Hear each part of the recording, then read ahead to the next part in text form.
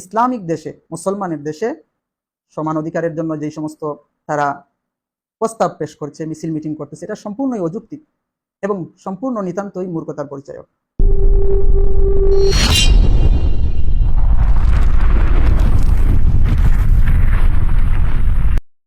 নাহমাদুহু ওয়া নুসাল্লি আলা রাসূলিল কারীম, আম্মা বাদ।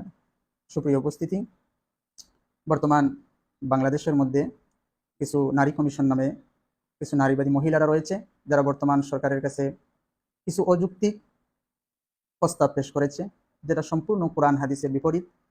তাদের সেই প্রস্তাবগুলোর মধ্যে কিছু প্রস্তাব হলো, নারীদের জন্য সংসদে 300 সিট বরাদ্দ থাকে, যৌনকর্মীদের জন্য শ্রমিকের মর্যাদা লাইসেন্সের ব্যবস্থা থাকে, পুরুষেরা যেরকম মহিলাদেরকে তালাক দিতে পারে, নারীদেরও যেন সেরকম অধিকার থাকে, নারী এবং পুরুষের সমান অধিকার থাকে।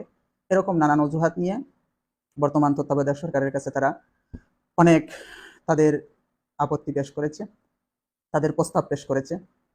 এই নিয়ে কোরআন এবং হাদিস, আল্লাহ এবং তার রাসূল আমাদেরকে কি নির্দেশনা দিয়েছেন? সূরা আহজাবের 33 নম্বর আয়াতের মধ্যে আল্লাহ রাব্বুল আলামিন বলেন, ওয়াকারনা ফি বুয়ুতিকুন্না ওয়ালা তাবাররাজনা তাবাররুজাল জাহিলিয়াতিল উলা। দুনিয়ার মহিলারা তোমরা ঘরে অবস্থান করো, জাহিলিয়াতের যুগের মতো বেপরদায় তোমরা ঘর থেকে বের হয় না। তাছাড়া সূরা আহজাবের 53 নম্বর আয়াতের মধ্যে আল্লাহ রাব্বুল আলামিন বলেন, ওয়াইদা সাআলতুমুহুন্না মাতাআন ফাসআলুহুন্না মিন ওয়ারাই হিজাব যালিকুম আতহারু লিকুলুবিকুম ওয়া কুলুবিহিন। আল্লাহর রাসূল সাল্লাল্লাহু আলাইহি সাল্লামের সাহাবীগণকে লক্ষ্য করে আল্লাহ রাব্বুল আলামিন বলেন, তোমরা যখন নবীর স্ত্রীদের কাছে যখন কোনো কিছু চাইবে, তখন পর্দার ভিতরে থেকে চাইবে, এটা তোমাদের জন্য এবং তাদের জন্য পবিত্রতার কারণ হবে।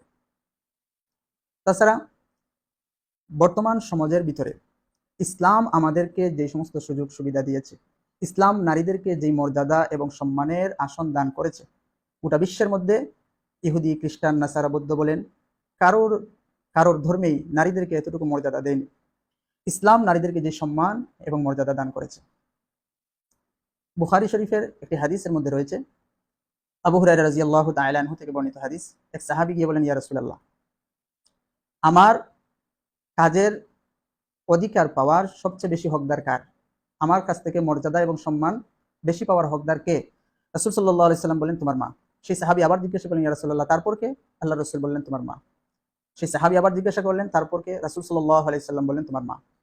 চতুর্থবার সেই সাহাবী যখন জিজ্ঞাসা করলেন, ইয়া রাসূলুল্লাহ, তারপর কে? আল্লাহর রাসূল বললেন, তোমার পিতা। দেখেন, এই হাদিসের মধ্যে মায়ের অধিকার আল্লাহর রাসূল 3 বার বলেছেন, পিতার অধিকারের কথা 1 বার বলেছেন।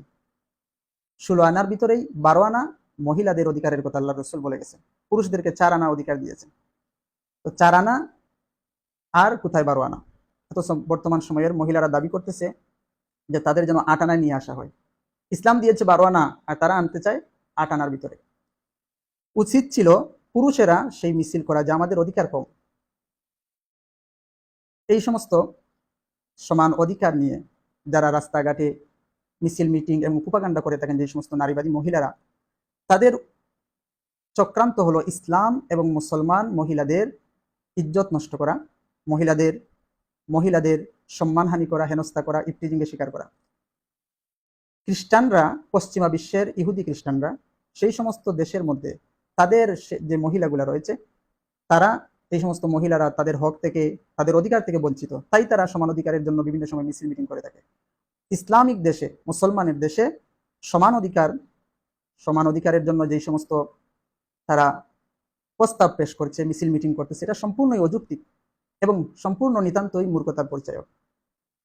তাছাড়া রাসূল সাল্লাল্লাহু আলাইহি ওয়াসাল্লামের আরেকটি হাদিস, তিরমিজি শরীফের 1173 নম্বর হাদিস, হযরত আব্দুল্লাহ ইবনে ওমর রাদিয়াল্লাহু তাআলা আনহু থেকে বর্ণিত হাদিস, রাসূল সাল্লাল্লাহু আলাইহি ওয়াসাল্লাম বলেন, আল মারআতু আওরাতুন, মহিলারা পর্দায় থাকার বস্তু।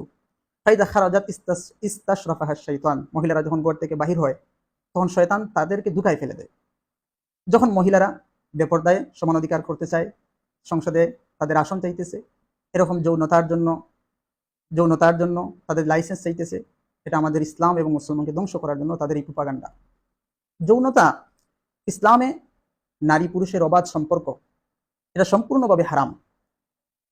সূরা বনী ইসরাঈলের 32 নম্বর আয়াতের মধ্যে আল্লাহ রাব্বুল আলামিন বলেন, ওয়ালা তাকরাবুজ জিনা ইন্নাহু কানা ফাহিশা ওয়া সাআ সাবিলা, তোমরা জিনার ধারে কাছেও যেও না। জিনা করবে তো দূরের কথা, জিনার ধারে কাছে যাইতেও রাসূল আল্লাহ রাব্বুল আলামিন আমাদেরকে নিষেধ করেছেন।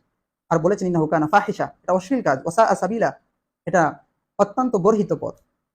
মানুষ যখন একবারে নিতান্ত শরম লজ্জার একবারে চূড়ান্ত পর্যায়ে চলে যায়, সেটা হলো যৌনতা এবং ধর্ষণ, ইফটিজিং, নারী পুরুষ অবাধ মেলামেশা, তারপরে আর কোনো অশ্লীলতা থাকতেই পারে না। সূরা নূরের 2 নম্বর আয়াতে আল্লাহ রাব্বুল আলামিন বলেন, অবিবাহিত নারী পুরুষ যখন জিনার মধ্যে লিপ্ত হয় তাদেরকে 100 বেত্রাঘাত করো। বিবাহিত নারী পুরুষ যখন জিনায় লিপ্ত হয় তাহলে তাদেরকে কোমর পর্যন্ত মাটিতে গেড়ে পাত্তর মেরে তাদেরকে হত্যা করো। ইসলাম আমাদেরকে এই ধরনের শিক্ষা দিয়েছে। নারী পুরুষ যৌনতাবাদীদের স্লোগান, নারী পুরুষ একত্রিত হয়ে সম্মতিতে তাদের তাদের যৌন আকাঙ্ক্ষা পূরণ করলে সেটাতে তাদের কোনো আপত্তি নাই, কিন্তু জোরপূর্বক যদি কেউ কারো ইজ্জত হানি করে, হেনস্থা করে, তাহলে সেটা হয়ে যায় ধর্ষণ, সেটা হয়ে যায় ইফটিজিং। এটা হলো বর্তমান নারীবাদীদের এই কুচক্রী মহলের অবস্থা। রাসূল সাল্লাল্লাহু আলাইহি ওয়াসাল্লাম আমাদেরকে বিভিন্নভাবে যৌনতা সম্পর্কে, নারী পুরুষের অবাধ মেলামেশা সম্পর্কে আমাদেরকে সতর্ক করে গেছে। বুখারী শরীফের একটি হাদিস রয়েছে, রাসূল সাল্লাল্লাহু আলাইহি সাল্লাম বলেন, আমি একবার স্বপ্ন যুগে দেখলাম একটা সুড়ঙ্গ, সেই সুড়ঙ্গের ভিতরে আগুন, বিশাল প্রশস্ত, মানুষের চিল্লাপাল্লা, চিৎকার। রাসূল সাল্লাল্লাহু আলাইহি সাল্লাম জিজ্ঞাসা করলেন, সেখানে কাদের চিৎকার হচ্ছে? তখন ফেরেশতারা জবাব দিলেন, সেখানে ওই সমস্ত নারী পুরুষদেরকে শাস্তি দেওয়া হচ্ছে যারা দুনিয়ায় থাকা অবস্থায় জিনায় লিপ্ত হয়েছে, অবাধে নারী পুরুষ মেলামেশা করেছে। তাছাড়া বাইহাকি শরীফের আরেকটি হাদিস, রাসূল সাল্লাল্লাহু আলাইহি সাল্লাম বলেন, হে মুসলিম জাতিরা, তোমরা যৌনতা থেকে, জিনা থেকে পরহেজ করো, জিনা থেকে বিরত থাকো। জিনা করলে দুনিয়াতে তোমাদের 3টি শাস্তি রয়েছে, আখিরাতে তোমাদের 3টি শাস্তি রয়েছে। দুনিয়াতে 3টি শাস্তি হলো, জিনাকারীর চেহারার মধ্যে কোনো নূর থাকে না, জিনাকারী সর্বদা দারিদ্রতার মধ্যেই লেগে থাকে, জিনাকারী ব্যক্তির আয়ু কমে যায়, জিনাকারী ব্যক্তির দারিদ্রতার মধ্যে তার দিনাতিপাত কাটতে থাকে। আখিরাতে জিনাকারী ব্যক্তির 3টি শাস্তি হলো, আল্লাহ রাব্বুল আলামিন সেই জিনাকারী ব্যক্তিদের উপর রাগান্বিত থাকবেন, তাদের হিসাব কঠিন হবে। 3 নম্বরে তাদেরকে জাহান্নামে নিক্ষেপ করা হবে। এই হলো জিনাকারীদের অবস্থা। বর্তমান সময়ে যে সমস্ত নারীবাদীরা ইসলাম এবং মুসলমান মহিলাদের ইজ্জতহানি করতে চায়, মুসলমানদেরকে কলুষিত করতে চায়, এটা হলো পশ্চিমা বিশ্বের সম্পূর্ণ চক্রান্ত। তাই আমাদের সমাজ, আমাদের রাষ্ট্রকে বাঁচাতে হলে জিনা থেকে, যৌন কর্ম থেকে পরহেজ করতে হবে। তাহলে আমরা দুনিয়াতে সফল কাম হব, আখিরাতেও সফল কাম হব। আমাদের একটি সমাজ, একটি রাষ্ট্র সুন্দরভাবে গড়া সম্ভব হবে।